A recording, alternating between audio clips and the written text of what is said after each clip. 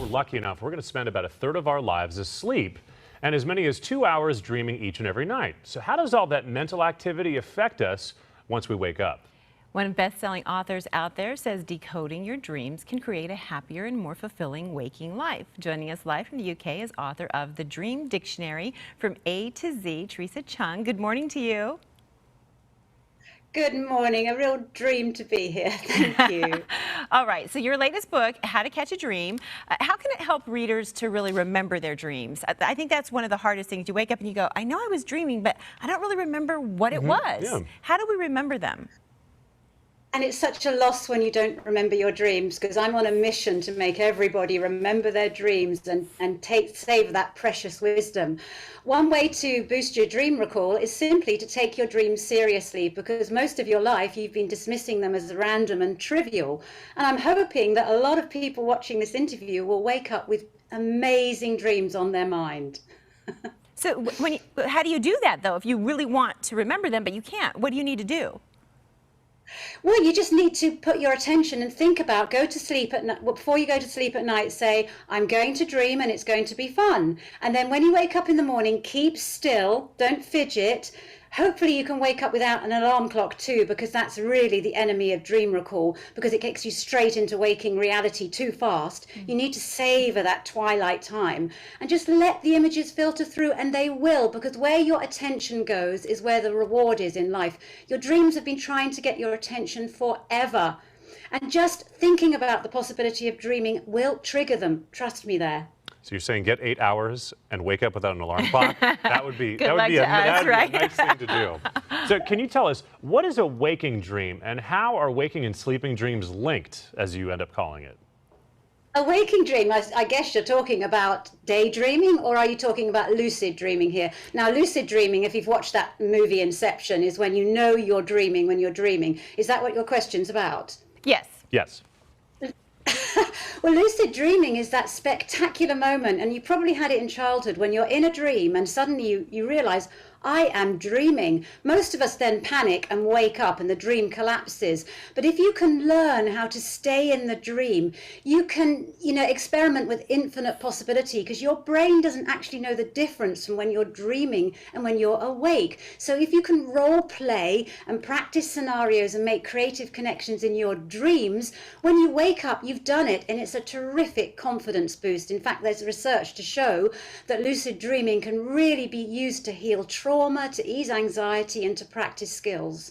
Teresa, personal question right here, because this has happened. It happened to me a few months ago. I was having really stressful dreams. So I had this dream that I was in Budapest, inside of the train station, and men were chasing me with guns. And I knew I wasn't in Budapest, and I said, I'm over this. So in the dream, I just sat down. I just sat down in my dream, and I woke up. I said, okay, I can teach myself when I'm dreaming. So you took control of your dream. I took control of my dream. The only thing is, ever since then, haven't been able to do it. I feel like the dream beat me. Like, oh, I know what to do now. It's because you're trying to force it. I mean, dreams are elusive. They come from our intuition, a different state of reality. So don't try and force it and think, I'm going to make it happen. Just start falling in love with your dreams again and start enjoying waking up with dream recall. Because if you do that, your chances of becoming lucid skyrocket or moon rocket. They really do. So I should have told the people with the guns, like, come on, let's go. Let's go have a beer. Yeah. Very interesting. Is change being forced upon you without your consent. So watch out for that. And trains are your direction in life, because that's how dreams work. They speak symbolically. So they don't speak literally. The train is symbolic? Of your direction in life. Why aren't you driving the train? Why are you sitting on it? That's something to think about. So this is the symbolism. You can decode the symbolism, right? So every dream kind of means something. Talk more about that. Yeah. Go back to your literature class at school, where a poem was put on your desk and your teacher would have said, now let's look at alliteration, assonance, pathetic fallacy, metaphors, figurative language.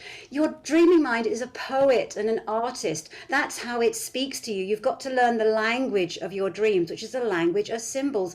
And we've sadly lost that ability to look beneath the surface for deeper meaning, seeing things on one level. And dreams encourage you to get in touch with your heart and your intuition, to look beneath the surface for the authentic, true meaning, and to focus on what really matters in your life. When we knew you were coming on the show, producer Ashley asked me about dreams been having. And I've been having dreams about coyotes, but it's also because there have been coyotes in real life. Like, you know, coyotes in my neighborhood, coyotes. She's got small dogs, and the coyotes obviously want dinner. So I'm dreaming about things. It's like it's kind of reality and also a dream. Can you talk about that? But do it quickly because I want to talk about Kirk's dream. So talk about the coyotes for me really quick. Coyotes. What a gift of a dream. I mean, it's a magical symbol, but also your dreaming mind seized on that because of the emotional resonance, because your dreaming mind is always looking out in the day for things that are going to speak to you and that you're going to remember it. Now, a coyote is both a trickster and a teacher, and it's basically saying that you can actually learn a lot in life through using humor. And also by going it alone, it's maybe suggesting that it's time to let go of people or things in your life that aren't actually on the same path as you. In Native American culture, the coyote is an incredibly magical, transformative spirit animal.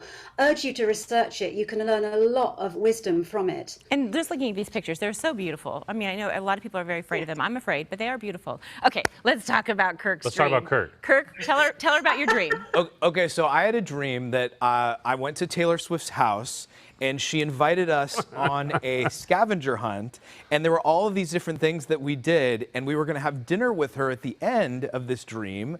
But unfortunately, I woke up before we actually got to have dinner, and I woke up and I was so devastated and I was sad. But what does this mean? Is she my soulmate, basically?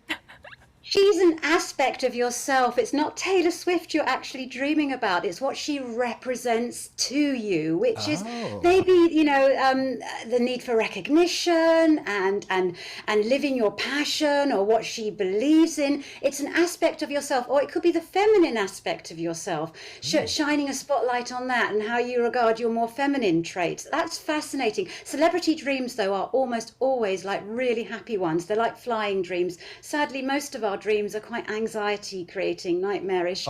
But if you're having celebrity dreams, that's fun. I want to be noticed. I'm going to enjoy life. I'm going to live life to the full.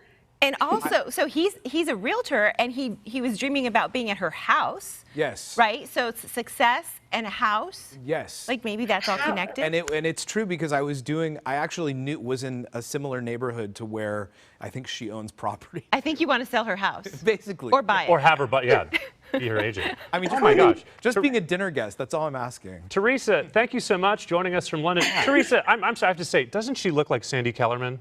Yes. Have you ever gotten that before? Thank you.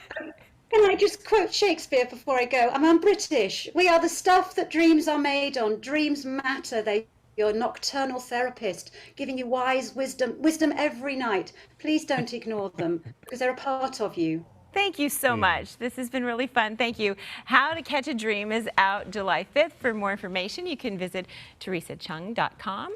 And you see all the information right there on your screen. We'll be right back.